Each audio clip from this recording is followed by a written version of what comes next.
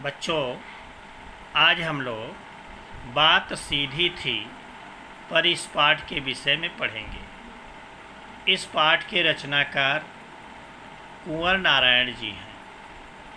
कुंवर नारायण की रचना कोई दूसरा नहीं, एक काव्य संग्रह है। उसी से इस कविता को लिया गया है। बात सीधी थी पर इस कविता में कुंवर नारायण ने बताया है कि कथ्य और माध्यम के द्वंद्व को उकेरते हुए भाषा की सहजता किस प्रकार से होती है, इस बात को रेखांकित करने का प्रयास किया है। हर बात के लिए कुछ खास शब्द नियत होते हैं और वो शब्द ठीक वैसे ही होते हैं जैसे हर पेज के लिए एक निश्चित खांचा होता है।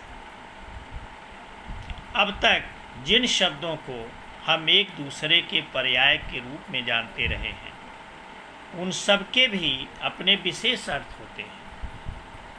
अच्छी बात या अच्छी कविता का बनना सही बात का सही शब्द से जुड़ना होता है, और जब ऐसा होता है तो किसी दबाव या अतिरिक्त मेहनत की ज़रूरत नहीं होती। वह कार्य सहूलियत से हो जाता है। तो कुंवर नारायण ने इस कविता में इन्हीं बातों को रेखांकित करने का प्रयास किया है। बात सीधी थी पर एक बार भाषा के चक्कर में ज़रा टेढ़ी फंस गई। बहुत लोग बहुत बात सीधे करते हैं और बहुत लोग बात को घुमा फिरा करके कहते हैं। तो कवि जो है ऐसे साहित्यकारों पर, ऐसे लोगों पर इस कविता के माध्यम से व्यंग्य भी करना चाहता है कि जो लोग कोई बात सीधे न कर करके घुमा फिरा करके कहते हैं और ज़्यादा भाषा के चक्कर में उसको क्लिष्ट बना देते हैं, ऐसे लोगों पर कवि ने कटाक्ष भी किया है। कोई एक बात थी जो बहुत सीधी थी लेकिन भाषा के चक्कर में जरा टेढ़ी फंस गई।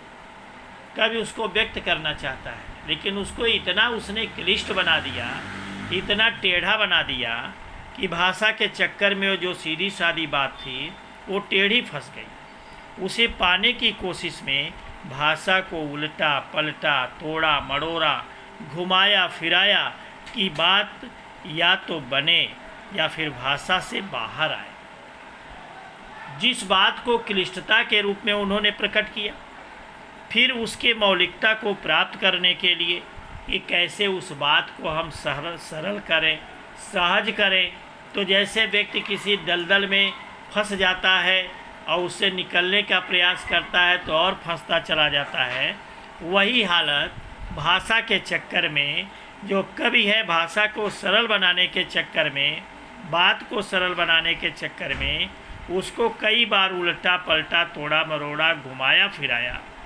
उसको ठीक उसी प्रकार से घुमाया फिराया जैसे किसी पेच को हम कसते हैं तो बहुत बार जब कसने लगते हैं तो उसकी चूड़ी मिस हो जाती है। तो उस बात को घुमाया फिराया कि बात या तो बने या फिर भाषा से बाहर आए।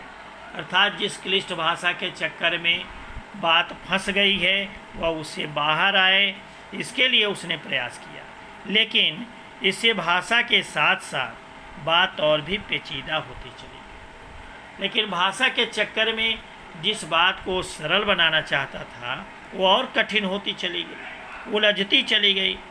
सारी मुश्किल को धैर्य से समझे बिना मैं पेज को खोलने के बजाय उसे बेतरह कसता चला जा रहा था। मेरे बात की हालत ठीक उसी प्रकार से हो गई जैसे किसी पेज को व्यक्ति खुलता है तो रिंच से उसको उल्टा घुमाने लगता है, खोलने के बजाय उसको कसता चला जाता है। और कसने के चक्कर में क्या हुआ कि वो और भी कसता चला जाता है, तो उसके लिए जो निश्चित खांचा है वह बेकार हो जाता है और उसकी चूड़ी मिस हो जाती है। तो मेरी बात भी ठीक उसी प्रकार से पेच के समान हो गई। उसे सरल बनाने के चक्कर में मैं और कसता चला गया, क्योंकि इस कर्तव्य पर मुझे साफ सुनाई दे रही थी तमाशबीनों की शाबाशी और वाहवाही। मैं जो भाषा के चक्कर में अपनी बात में ही, अपने ही बात में उलझता चला जा रहा था, तो जो सुनने वाले लोग थे, तमाशबीन थे, देखने वाले लोग थे, वो हमारी वाहवाही कर रहे थे, हमको शाबाशी दे रहे थे कि वाह कितनी अच्छे ढंग से बात को प्रस्तुत कर रहे हैं। इसी बहाने हम पर व्यंग भी कर रहे थे, हमारा मजाक भी उड़ा रहे थे। उससे मैं और भी घबरा रहा था और मेरे मन में एक प्रसन्नता भी हो रही थी कि खूब मेरी वाहवाही हो रही है। उसी वाहवाही के चक्कर में भाषा के उस बात को और भी मैं कसता चला जा रहा था, जैसे किसी पेच को कसते हुए चले जाते। बच्चों, आज हमने इस पैराग्राफ को बताया है और इसकी व्याख्या बताई है। इसको आप अपनी कॉपी में लिखें।